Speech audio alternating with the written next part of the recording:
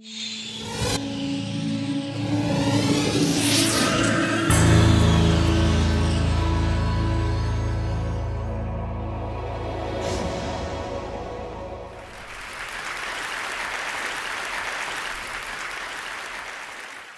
live in a remarkable time, the age of genomics. Your genome is the entire sequence of your DNA. Your sequence and mine are slightly different. That's why we look different. I've got brown eyes, you might have blue or gray. But it's not just skin deep. The headlines tell us that genes can give us scary diseases, maybe even shape our personality or give us mental disorders. Our genes seem to have awesome power over our destinies. And yet, I would like to think that I am more than my genes. What do you guys think? Are you more than your genes? Yes? I think some people agree. I think some people agree with me. I think we should make a statement. I think we should say it all together. All right? I am more than my genes all together. I am more than my genes. What am I? I am my connectome. And since you guys are really great, maybe you could humor me and say this all together too? Right? All together now. I am my connectome. Oof, that sounded great. You know, you guys are so great. You don't even know what a connectome is, and you're willing to play along with me. I could just go home now. Well, so far, only one connectome is known, that of this tiny worm. Its modest nervous system consists of just 300 neurons. And in the 1970s and 80s, a team of scientists mapped all 7,000 connections between the neurons. In this diagram, every node is a neuron, and every line is a connection. This is the connectome of the worm C. elegans. Your connectome is far more complex than this, because your brain contains 100 billion neurons and 10,000 times as many connections. There's a diagram like this for your brain, but there's no way it would fit on this slide. Your connectome contains 1 million times more connections than your genome has letters. That's a lot of information. What's in that information? We don't know for sure, but there are theories. Since the 19th century, neuroscientists have speculated that maybe your memories, the information that makes you you, maybe your memories are stored in the connections between your brain's neurons. And perhaps other aspects of your personal identity, maybe your personality and your intellect, maybe they're also encoded in the connections between your neurons. And so now you can see why I proposed this hypothesis, I am my connectome. I didn't ask you to chant it because it's true. I just want you to remember it. And in fact, we don't know if this hypothesis is correct because we have never had technologies powerful enough to test it. Finding that worm connectome took over a dozen years of tedious labor. And to find the connectomes of brains more like our own, we need more sophisticated technologies that are automated, that will speed up the process of finding connectomes. And in the next few minutes, I'll tell you about some of these technologies which are currently under development in my lab and the labs of my collaborators. Now, you've probably seen pictures of neurons before. You can recognize them instantly by their fantastic shapes. They extend long and delicate branches, and in short, they look like trees. But this is just a single neuron.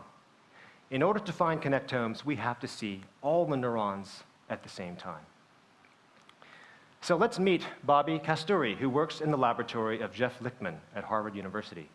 Bobby is holding fantastically thin slices of a mouse brain, and we're zooming in by a factor of 100,000 times to obtain the resolution so that we can see the branches of neurons all at the same time. Except you still may not really recognize them, and that's because we have to work in 3 dimensions. If we take many images of many slices of the brain, and stack them up, we get a three-dimensional image. And still you may not see the branches, so we start at the top, and we color in the cross-section of one branch in red. And we do that for the next slice, and for the next slice. And we keep on doing that, slice after slice. If we continue through the entire stack, we can reconstruct the three-dimensional shape of a small fragment of a branch of a neuron. And we can do that for another neuron in green. And you can see that the green neuron touches the red neuron at two locations. And these are what are called synapses. Let's zoom in on one synapse and keep your eyes on the interior of the green neuron. You should see small circles. These are called vesicles. They contain a molecule known as a neurotransmitter. And so when the green neuron wants to communicate, wants to send a message to the red neuron, it spits out neurotransmitter. At the synapse, the two neurons are said to be connected, like two friends talking on the telephone. So you've seen how to find a synapse. How can we find an entire connectome? Well, we take this three-dimensional stack of images and treat it as a gigantic three-dimensional coloring book. We color every neuron in a different color, and then we look through all of the images, find the synapses, and note the colors of the two neurons involved in each synapse. If we can do that throughout all the images, we could find a connectome. Now, at this point, you've learned the basics of neurons and synapses, and so I think we're ready to tackle one of the most important questions in neuroscience. How are the brains of men and women different? According to this self-help book, guys' brains are like waffles. They keep their lives compartmentalized in boxes. Girls' brains are like spaghetti. Everything in their life is connected to everything else. You guys are laughing, but you know, this book changed my life.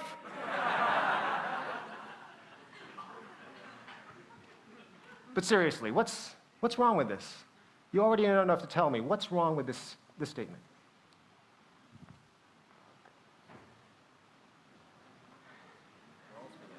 It doesn't matter whether you're a guy or girl.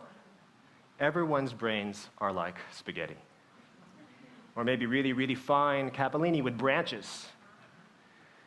Just as one strand of spaghetti contacts many other strands on your plate, one neuron touches many other neurons through their entangled branches. One neuron can be connected to so many other neurons because there can be synapses at these points of contact. By now, you might have sort of lost perspective on how large this cube of brain tissue actually is. And so let's do a series of comparisons to show you. I'll assure you this is very tiny. It's just 6 microns on a side. So here's how it stacks up against an entire neuron. And you can tell that really only the smallest fragments of branches are contained inside this cube. And a neuron, well, that's smaller than a brain. And that's just a mouse brain. It's a lot smaller than a human brain. So when I show my friends this, sometimes they've told me, you know, Sebastian, you should just give up. Neuroscience is hopeless. Because if you look at a brain with your naked eye, you don't really see how complex it is. But when you use a microscope, finally the hidden complexity is revealed. In the 17th century, the mathematician and philosopher Blaise Pascal wrote of his dread of the infinite. His feeling of insignificance at contemplating the vast reaches of outer space. And as a scientist, I'm not supposed to talk about my feelings. Too much information, Professor. But may I?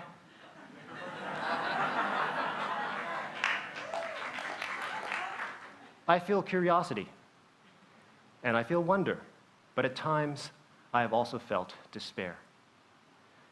Why did I choose to study this organ that is so awesome in its complexity that it might well be infinite? It's absurd. How could we even dare to think that we might ever understand this? And yet I persist in this quixotic endeavor, and indeed, these days I harbor new hopes. Someday, a fleet of microscopes will capture every neuron and every synapse in a vast database of images. And someday, artificially intelligent supercomputers will analyze the images without human assistance to summarize them in a connectome. I do not know, but I hope that I will live to see that day. Because finding an entire human connectome is one of the greatest technological challenges of all time. It will take the work of generations to succeed. At the present time, my collaborators and I, what we're aiming for is much more modest, just to find partial connectomes of tiny chunks of mouse and human brain. But even that will be enough for the first test of this hypothesis that I am my connectome. For now, let me try to convince you of the plausibility of this hypothesis, that it's actually worth taking seriously. As you grow during childhood and age during adulthood, your personal identity changes slowly. Likewise, every connectome changes over time. What kinds of changes happen? Well, neurons, like trees, can grow new branches, and they can lose old ones. Synapses can be created, and they can be eliminated. And synapses can grow larger, and they can grow smaller. Second question, what causes these changes? Well, it's true, to some extent they are programmed by your genes, but that's not the whole story, because there are signals, electrical signals that travel along the branches of neurons, and chemical signals that jump across from branch to branch. These signals are called neural activity. And there's a lot of evidence that neural activity is encoding our thoughts, feelings, and perceptions, our mental experiences. And there's a lot of evidence that neural activity can cause your connections to change. And if you put those two facts together, it means that your experiences can change your connectome. And that's why every connectome is unique, even those of genetically identical twins. The connectome is where nature meets nurture. And it might be true that just the mere act of thinking can change your connectome, an idea that you may find empowering. What's in this picture? A cool and refreshing stream of water, you say. What else is in this picture? Do not forget that groove in the earth called the stream bed. Without it, the water would not know in which direction to flow. And with this stream, I would like to propose a metaphor for the relationship between neural activity and connectivity. Neural activity is constantly changing. It's like the water of the stream, it never sits still. The connections of the brain's neural network determine the pathways along which neural activity flows. And so the connectome is like the bed of the stream. But the metaphor is richer than that, because it's true that the stream bed guides the flow of the water. But over long time scales, the water also reshapes the bed of the stream. And as I told you just now, neural activity can change the connectome.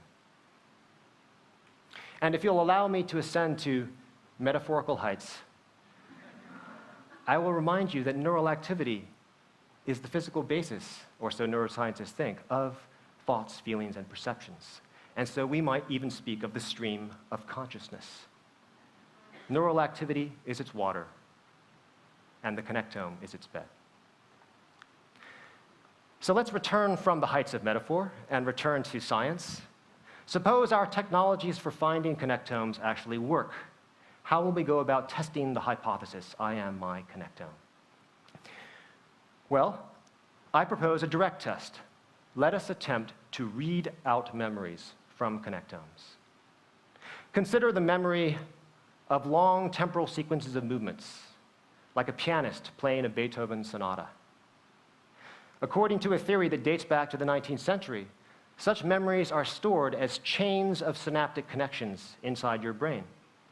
Because if the first neurons in the chain are activated, through their synapses they send messages to the second neurons, which are activated, and so on down the line, like a chain of falling dominoes.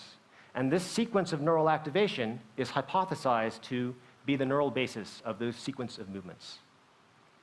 So one way of trying to test the theory is to look for such chains inside connectomes. But it won't be easy because they're not going to look like this. They're going to be scrambled up. And so we'll have to use our computers to try to unscramble the chain. And if we can do that, the sequence of the neurons we recover from that unscrambling will be a prediction of the pattern of neural activity that is replayed in the brain during memory recall. And if that were successful, that would be the first example of reading a memory from a connectome.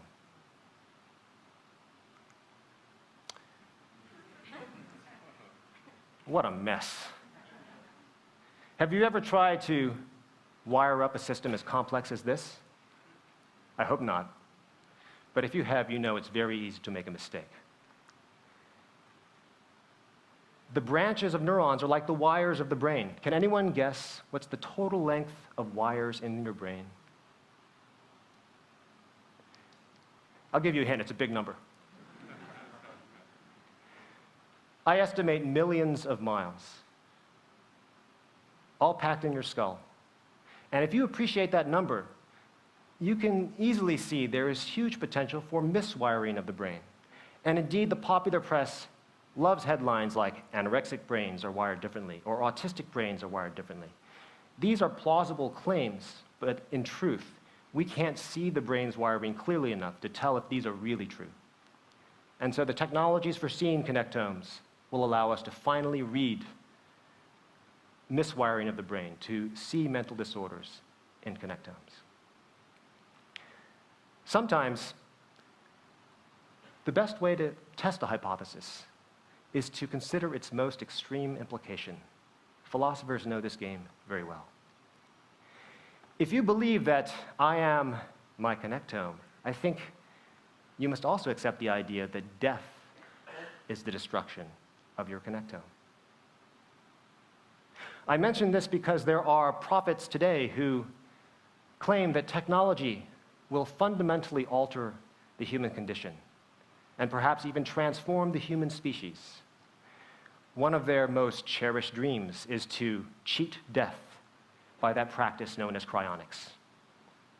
If you pay $100,000, you can arrange to have your body frozen after death and stored in liquid nitrogen in one of these tanks in an Arizona warehouse, awaiting a future civilization that is advanced enough to resurrect you. Should we ridicule the modern seekers of immortality, calling them fools, or will they someday chuckle over our graves? I don't know. I prefer to test their beliefs scientifically. I propose that we attempt to find a connectome of a frozen brain. We know that damage to the brain occurs after death and during freezing. The question is, has that damage erased the connectome? If it has, there is no way that any future civilization will be able to recover the memories of these frozen brains. Resurrection might succeed for the body, but not for the mind. On the other hand, if the connectome is still intact, we cannot ridicule the claims of cryonics so easily. I've described a quest that begins in the world of the very small and propels us to the world of the far future. Connectomes will mark a turning point in human history. As we evolved from our ape-like ancestors on the African savanna, what distinguished us was our larger brains. We have used our brains to fashion ever more amazing technologies. Eventually, these technologies will become so powerful that we will use them to know ourselves by deconstructing and reconstructing our own brains. I believe that this voyage of self-discovery is not just for scientists, but for all of us. And I'm grateful for the opportunity to share this voyage with you today. Thank you.